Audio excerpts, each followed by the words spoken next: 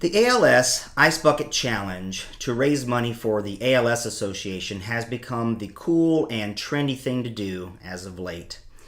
And it's been a viral sensation for going on about 2 months now.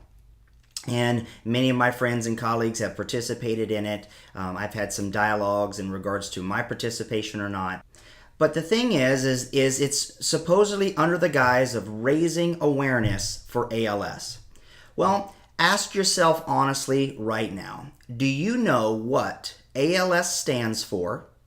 Do you know how ALS presents itself in the human body? Do you know the statistics associated with the cases of ALS in the United States today? If you can't effectively answer those 2 simple questions or 3 simple questions, and you've dumped ice buckets on your head and videoed it and posted it to all the world to see, then this pop culture trend is a big fat failure. And you've become what I've affectionately call the bucketheads.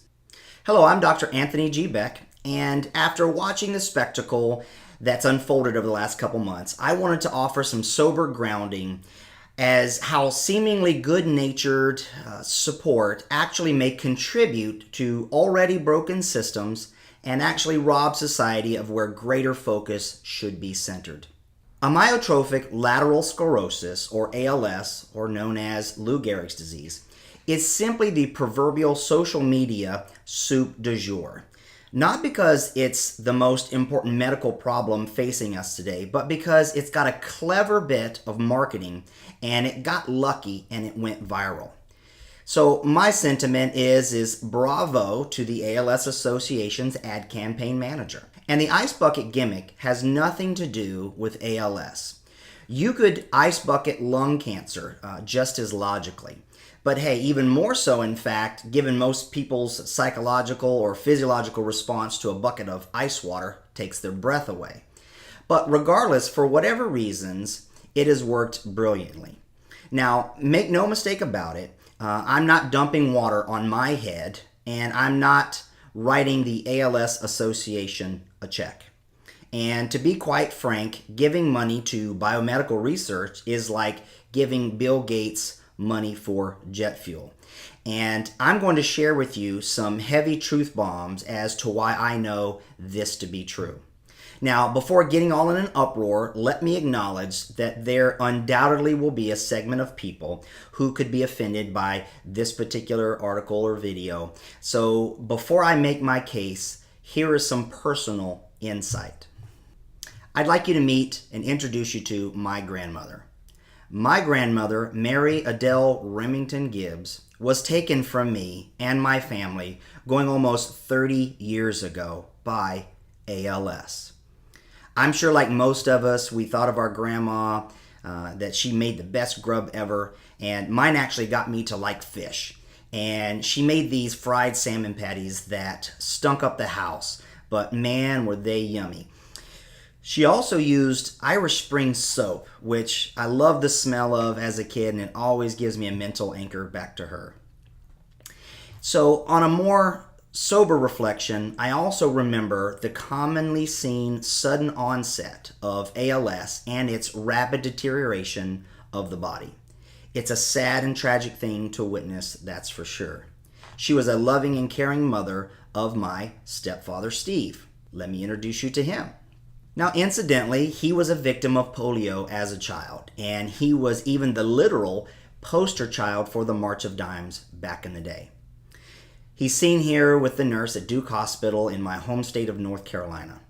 So the irony was to have been a victim of a neurodegenerative disease, albeit caused by a virus, and then to have to see his mother fall to yet another neurodegenerative disease. So my point is simple. I have a personal first-hand relationship with the disease known as ALS. I, of all people, certainly want actions taken to find a resolution to this particular disease. Notice I didn't say I wanted to raise awareness. I want action taken to prevent and or even implement a cure. This is a huge difference, but more on that later. Even past that part of my life is the fact that my entire life's work, study, and career has been and remains dedicated to the understanding of the resolution of chronic degenerative diseases such as ALS. Hence the selection of my medical specialty, functional medicine.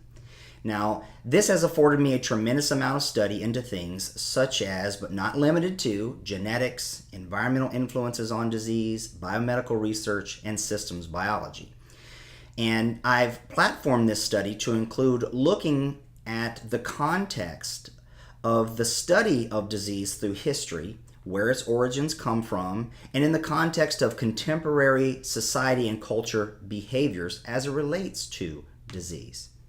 Now, having said that, I can comfortably say that we've all been duped. And it is true that America is filled with fun-loving and caring people. However, the Viral Ice Bucket Challenge has downgraded our sense of responsibility to our fellow human to a one-time display of fun.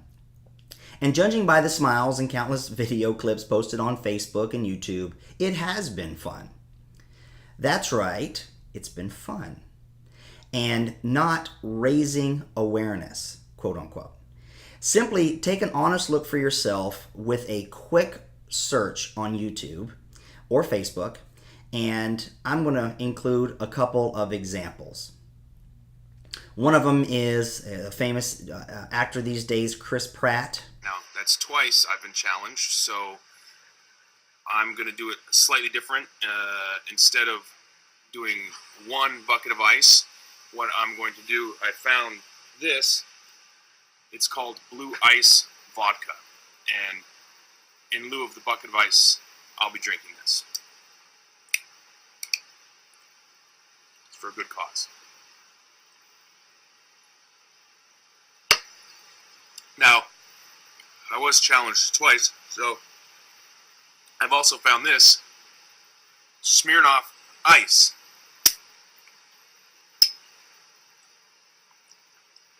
Here's another one, the popular rapper Macklemore.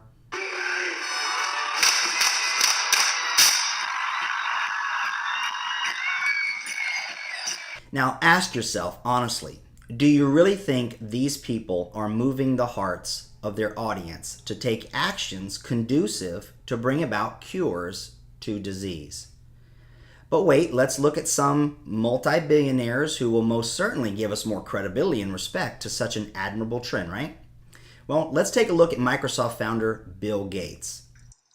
I'm glad to give to ALS. It's a great cause, but I want to accept this challenge. I want to do it better than it's been done. Been working on this, got this design. There we go. Yeah. It's going to be great.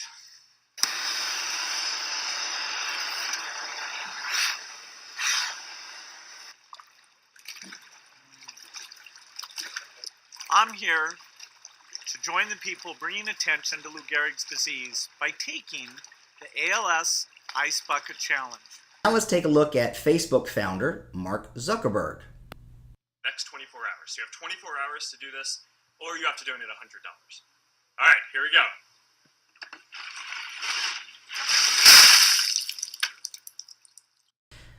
So here's the thing. People like Bill Gates and Mark Zuckerberg, of course, they've done wonderful things, for humanity and brought us a lot of interesting and powerful tools. So no gripe there.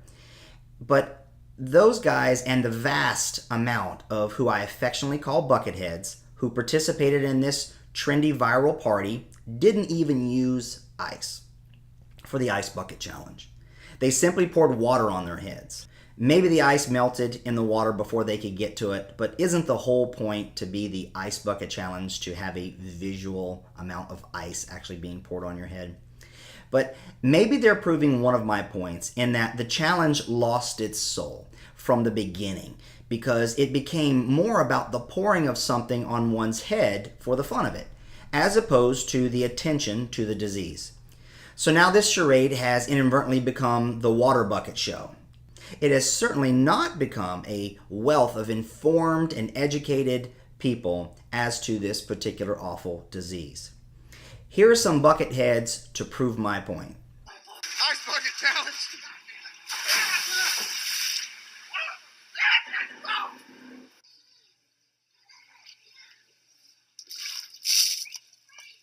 What is completely ironic is that Bill Gates did a huge movie production and set building only to one-up everyone else. Talk about a lost opportunity to share some powerful insight.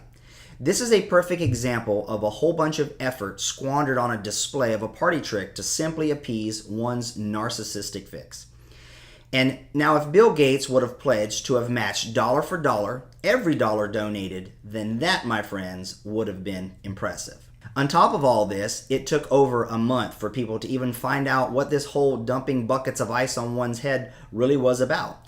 And this was because most of its participants, like the Today Show host Matt Lauer, didn't even mention the disease at all.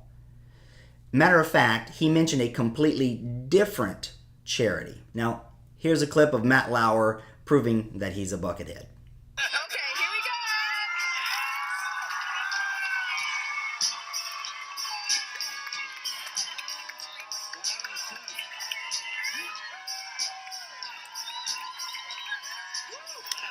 Impressive.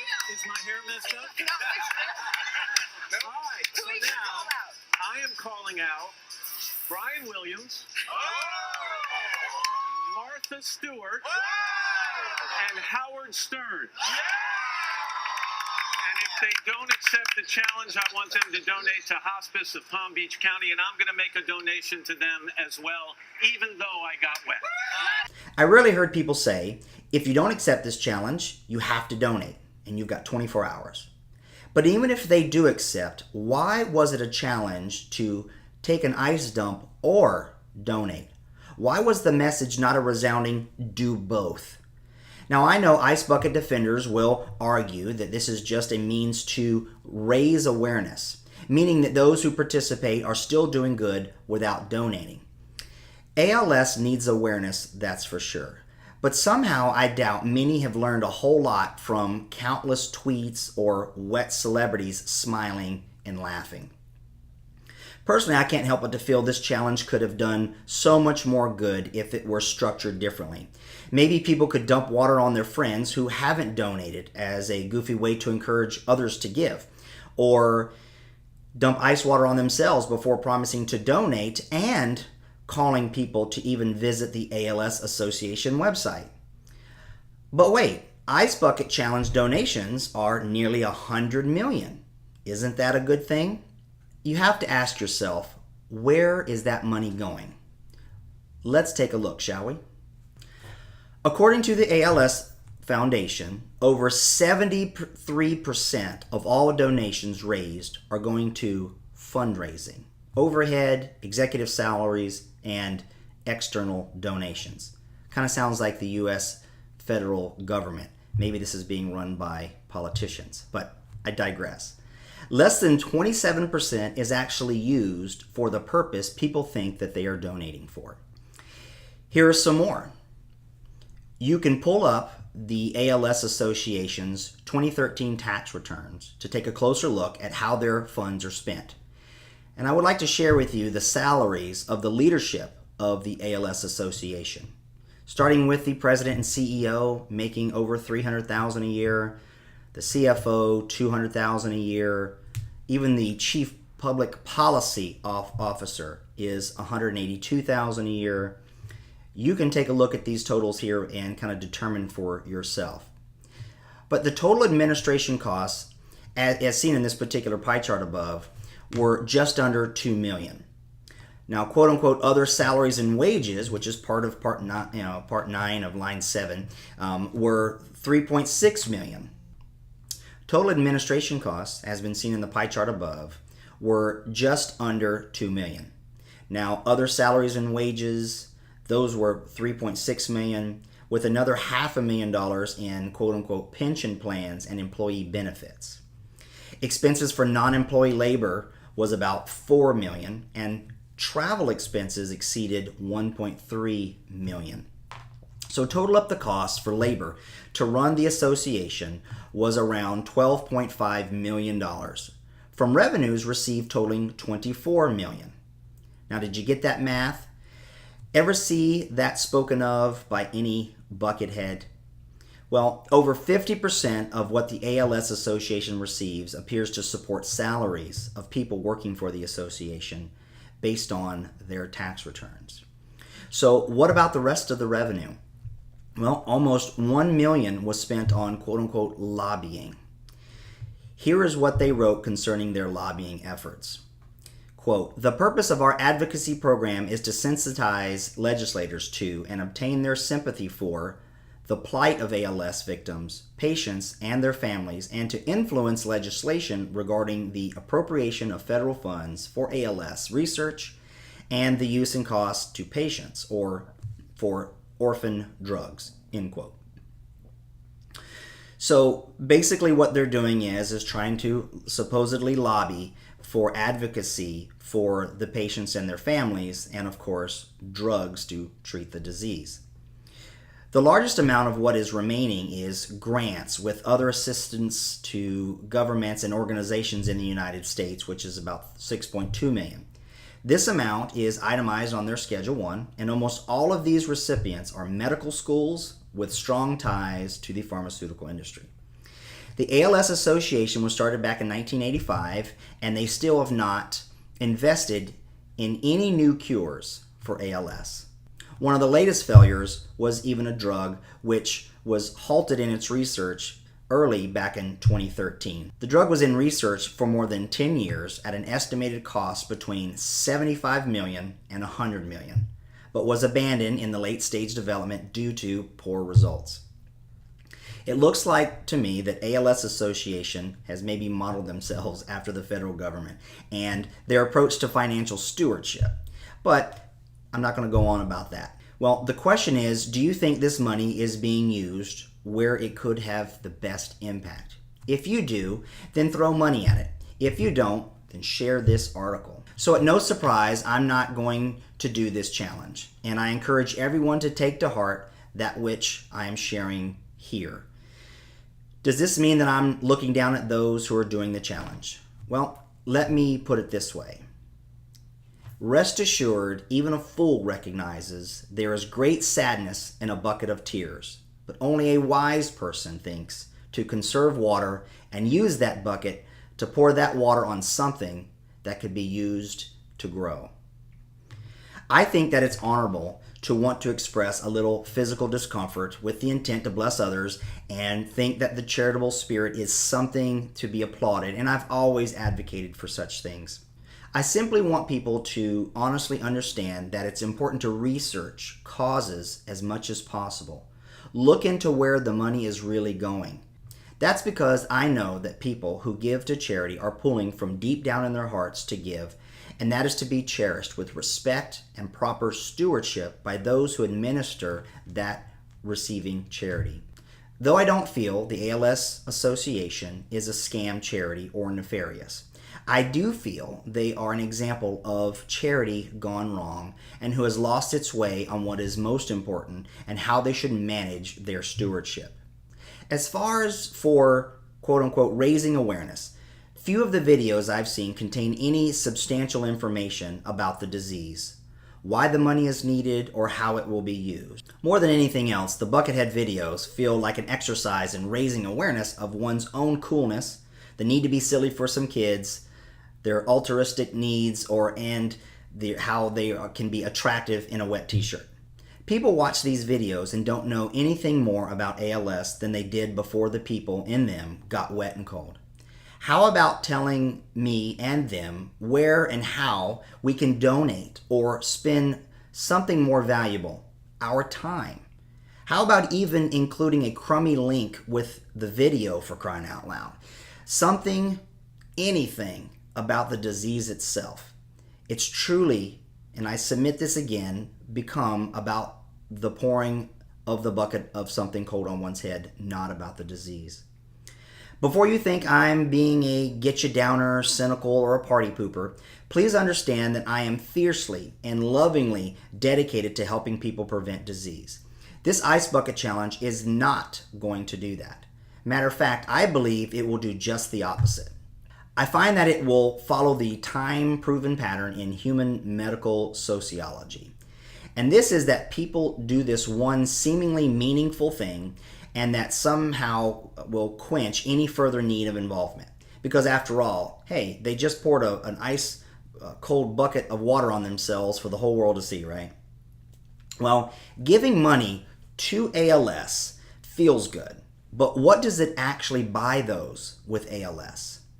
Say a scientist has a gene or a protein that they think it's the best thing since ice machines. But to work on it, they need money. So they flip through the grant opportunities and find a disease that they can attempt to plausibly link to. Let's say in this case it's ALS.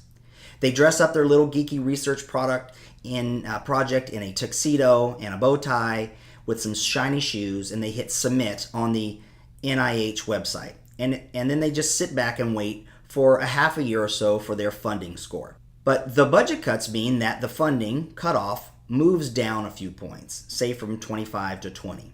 Their application has to be in the top quintile to win.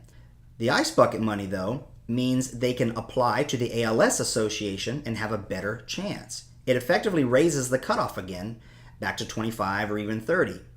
That's the impact of all this feel-good pop charity. That's it, a few percentage points on the funding cutoff. But again, what are they going to research? Well, I can tell you it won't be any genetic influence or epigenetic factors. Why? Because I'm fixing to tell you another little known truth bomb. Wait for it. Very little, if any, research has been or will be done on genetic components of our top chronic degenerative diseases because they legally can't. This is because of the fact that most don't know that the U.S. Patent Office issued patents on over 20% of human genes. You got it. Your genes are not owned by you. They're owned by various corporations. The TV show 60 Minutes did a great expose on this particular topic, which you can find links to here. The National Geographic magazine also did a wonderful job at reporting on this almost a decade ago. And the documentary, Patently a Problem, shows the dirty money business that fuels it. What research ultimately is regulated to is looking for pharmaceutical compounds, which will be patented as well, to suppress symptoms and used as treatment, not to cure and not to improve the lives of those afflicted. And I'm not bashful to share that I am skeptical of campaigns where the main focus is to quote-unquote raise awareness. In this case, I'm not sure how raising awareness is actively helping people who suffer from ALS. Does pouring a bucket of ice water over your head get us any closer to finding a cure?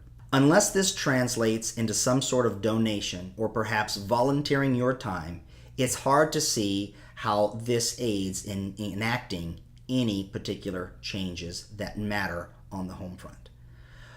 What it does do is help those participating feel good about themselves and how cool they're looking while doing it.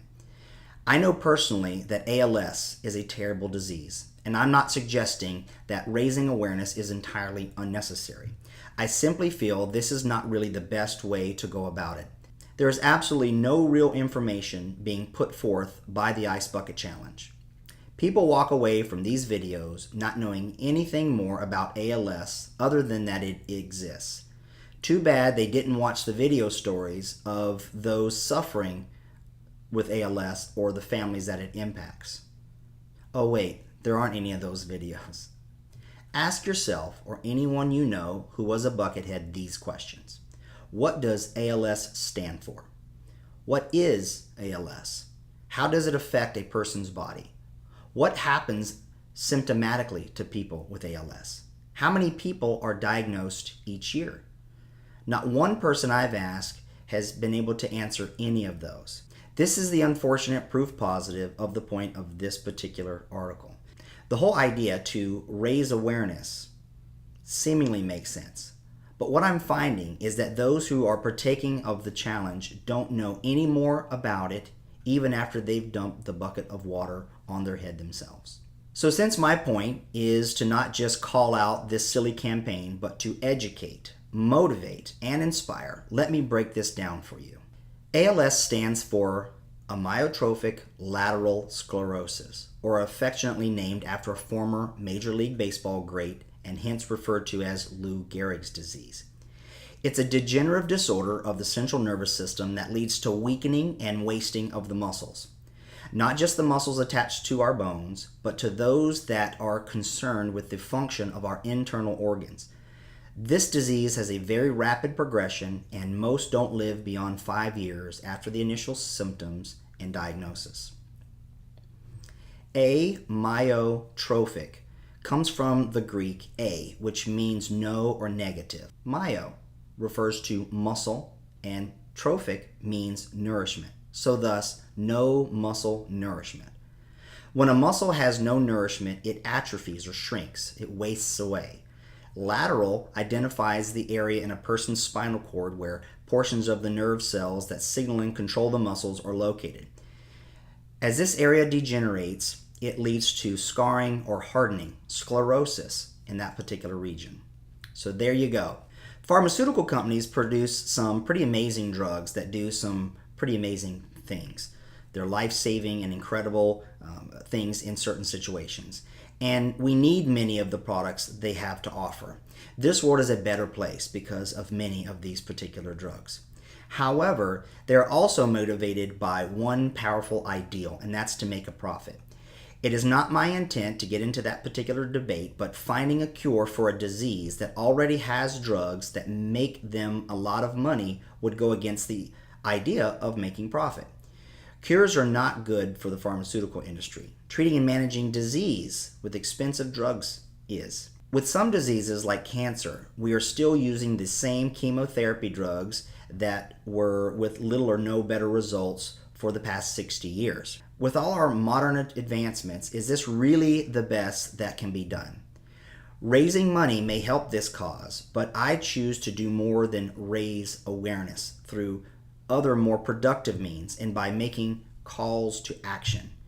If you decide to donate to charity, may I humbly suggest that you select a well-researched charity on your own, because no endorsements here. And number one, verify where they're spending the monies received. Number two, send them a check, but get physically involved where you can. Spend your time. Number three, inquire as to what actions you may take to help them beyond donating money. Let me give you a couple of examples on donating to charity and some things that you should know. One of the best things you can do is to start by understanding where disease and death statistics really come into play, which should really concentrate our focus on the things that we really do need, of course, in the realms of disease. You can go to the Centers for Disease Control and Prevention and pull up those particular stats, and you can see the leading causes of death in the United States. Now, let's compare this to what we give to charity in reference to those particular diseases. And I've prepared an infographic to just share that with you and drive that point home. Now, where we donate versus diseases that kill us are dynamically different. You can see here over on the left that the money raised in the United States starts with the Pink campaign. Of course, the Susan G. Komen Race for the Cure. Well, when you take a look at the amount raised versus the amount of deaths relation to that, you will begin to see a disproportionate amount. And look at all this awareness that's being raised. Look at all the companies that participate socially when it comes to everybody wearing pink. If you just go down the line here, you can actually see where that money is raised. You can see the associated charities that are related to these particular campaigns.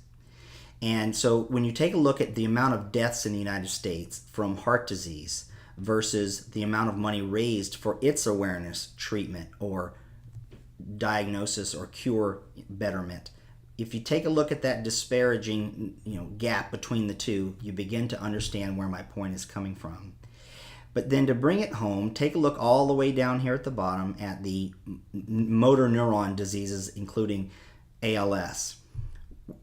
6,800 deaths per year associated with that versus almost 600,000 from heart disease, which is inadvertently not known that people can actually prevent heart disease. It's 80+% preventable. Most of the chronic diseases in the United States statistically are preventable lifestyle diseases.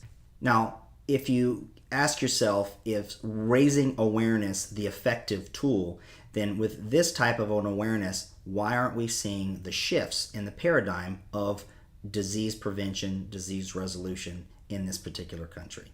What I'd also like to do is share with you some of the little known programs or charities that are associated with the actual top causes of death and morbidity in the United States. One is, of course, heart disease. The American Heart Association has a particular jump rope for heart program. Maybe this is too much effort and it's not as fun as pouring ice buckets on your head. The next one would be another leading cause of death in the United States, which would be pulmonary diseases. The American Lung Association has a Fight for Air Climb charity. Then, of course, diabetes, a leading epidemic in this particular country, gets very little awareness, and it's actually a very preventable lifestyle-associated disease. So the American Diabetes Association even has their walk to stop diabetes, but we oftentimes don't hear that or not aware of that. But when it comes to the ALS Association, this has been the popular trend as today. So even by their own website, of course, all the aforementioned financial statistics are shared there. There'll be links included to where you can see those.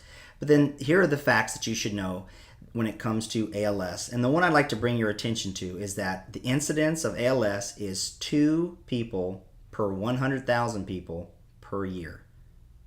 So as many as 30,000 Americans have this particular disease at any given time. Well, that is certainly overshadowed by the top 5 known causes of disease in the United States. So again, my challenge is awareness truly happening? And is that awareness making any changes towards resolving disease and preventing it in the first place? Now, one of the things for me personally I would like to give you some insight into is I've always been an advocate to even a bigger problem than 2 people per 100,000 in the United States per year, and that would be the state of homelessness in the United States. It is a huge epidemic. There's far more people who are homeless and hungry than are stricken with ALS. And listen, I understand how do we reconcile the debates between what's maybe considered more important or not. But just like in our lives, we really need to prioritize. The ALS Association brings in plenty of millions of dollars. If they would provide a better stewardship of those funds that come into them, they would be able to utilize that money quite a bit more effectively, in my particular opinion. As far as the state of homelessness in America, that's another big deal. If you want to know more about donating to charities, one of the best ways to do it is to head over to charitynavigator.org. And what you can actually do is type in any particular charity and pull up their stats and do the research before you pour buckets of ice on your head or before you send in a check. So that way you're making an educated decision. So let's take a look here at the National Alliance to End Homelessness. In their particular case, you can see their rank based upon their financials, accountability and transparency, and things of that nature to get a particular score. You want to do better in this particular continuum. But getting down here to the financial performance metrics, the program expenses that are the percent of the charity's budget spent on the programs and services it delivers is 93%. Their administrative expenses, 4.7%. Fundraising, 1.8%. You can just review those down the line, okay? So if you take a look at the funds spent for them, you can see where this money is going versus total revenue, which we can contrast with, of course, with those statistics that I showed you before that are associated with the ALS Association. What a diametrically opposing way to distribute funds. Only 19% are going towards patient and community services. So when it comes down to it, you have to evaluate these different percentages of these associations and compare them and ask yourself, where do I really want to invest my time and my funds? And I really do advocate charity. I just really encourage people to do some research and understand more. Don't be driven simply by the whatever's trendy or cool or groovy at the time being posted on social media. So here are my top 10 reasons why Dr. Anthony G. Beck thinks that the Ice Bucket Challenge is cold and shallow. Number 1, ALS is just another name it, blame it, tame it game where the approach is to give it a fancy name like Lou Gehrig's disease, blame the causes to something mysterious and that we have no known causes for. Then approach to intervention is only that being of raising awareness and not truly seeking answers to causation. Number 2, awareness is never a solution. And no, it does not lead to solution. Awareness, more times than not, plays the role of the poor fool who needed something to quench the thirst of universal guilt. Number 3, all the dysfunctional systems in the body that manifest collectively as said name disease can all be the same symptoms in another person, yet not manifesting as so-called ALS. The focus must be on the unique genetic and biochemical individuality of the person who has systems that are dysfunctioning. Number 4, I saw my grandmother die of ALS almost 30 years ago. The incidence of ALS is virtually the same now as it was then. 2 people per 100,000 per year in the United States. This country has bigger problems that should get far more attention and actions taken. ALS Association has plenty of money to fund research and fund their efforts, especially if they stop stealing the money for their own pockets. Number 5, it's unfortunate that diseases such as ALS are relegated to viral shallowness as replies to be as fun as someone else was. They have their day and they're gone as quickly as they came. In just a couple months, no one will ever hear about ALS again, and the ice bucket heads will fade to the annals of social media pop culture, only to be recounted at some future VMA Awards show time capsule. Number 6, the narrative to chronic degenerative disease will always continue to be that of raising awareness and the ice buckets. Until we eject the current medical model that is rooted in an acute care approach to chronic disease, this will continue and no actions will be taken to truly resolve chronic degenerative diseases. Number 7, these internet trends are not inspiring to me in the least. They make my heart heavy. They simply reveal the people who miss the need for greater investments of time, talent, and love.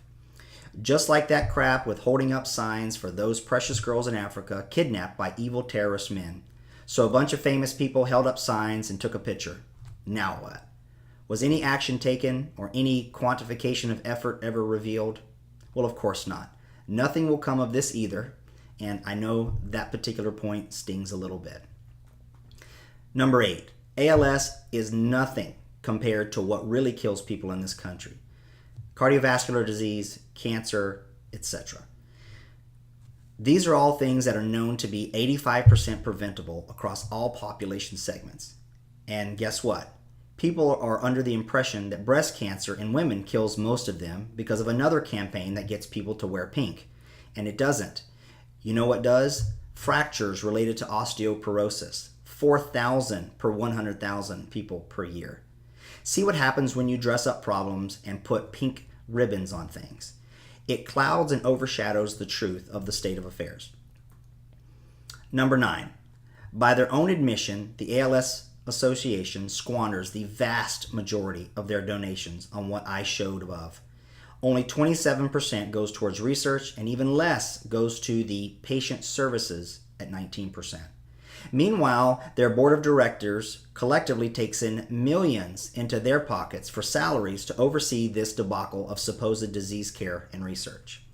And number 10, so you won't find Dr. Anthony G. Beck wearing pink ribbons, dumping buckets of ice on his head. Instead, you'll find him back in the breach of education yet again, completing a doctorate in health sciences and integrative healthcare with a concentration in epidemiology of chronic disease. Why? To dedicate my life deeper than ever before to enlightening the world to the truth about chronic diseases like cardiovascular disease, diabetes, obesity, and cancer, not ALS. So people should be taking greater action than spilling some cold water. Making an attention-getting video is not taking action. And doing those videos and not speaking of the plights of that disease is not raising awareness. If you think this is an isolated problem, then you may want to grab a seat and brace yourself. The whole charity realm has become infected by all sorts of inappropriate tactics and lack of oversight. Here is a very sobering and revealing look at America's worst charities.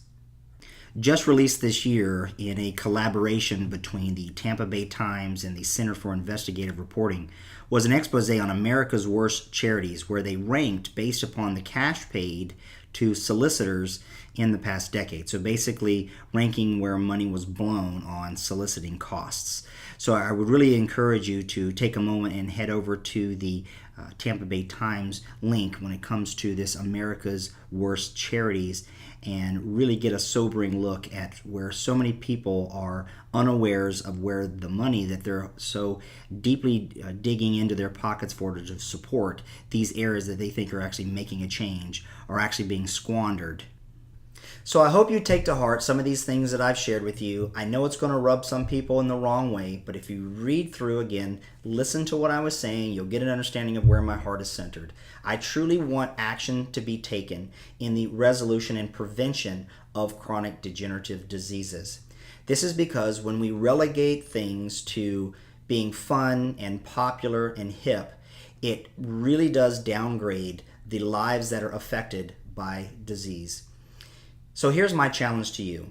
Number one, before you ever participate in a charity campaign or donate, do your homework. Find out where the money goes. Number two, get educated on the purpose and mission of your selected charity. Know what you are representing. Number three, realize that being quote-unquote aware will never replace quote-unquote action. Get involved by donating your time and voice beyond just a video. Now here's my challenge to the ALS Association. Number one, direct more funds to the patient and community services, programs that will assist families like mine who bared the burdens of taking care of their loved ones who are stricken with ALS. Number two, tighten your belts and cut salaries. Your corporate structure and compensation plans are embarrassingly negligent and grossly inflated.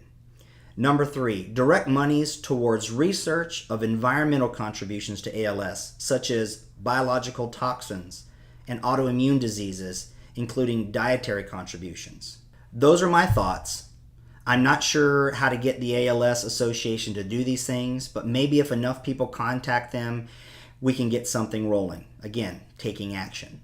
But it starts with talking about the truth of things and not subjugating oneself to the modes of pop culture.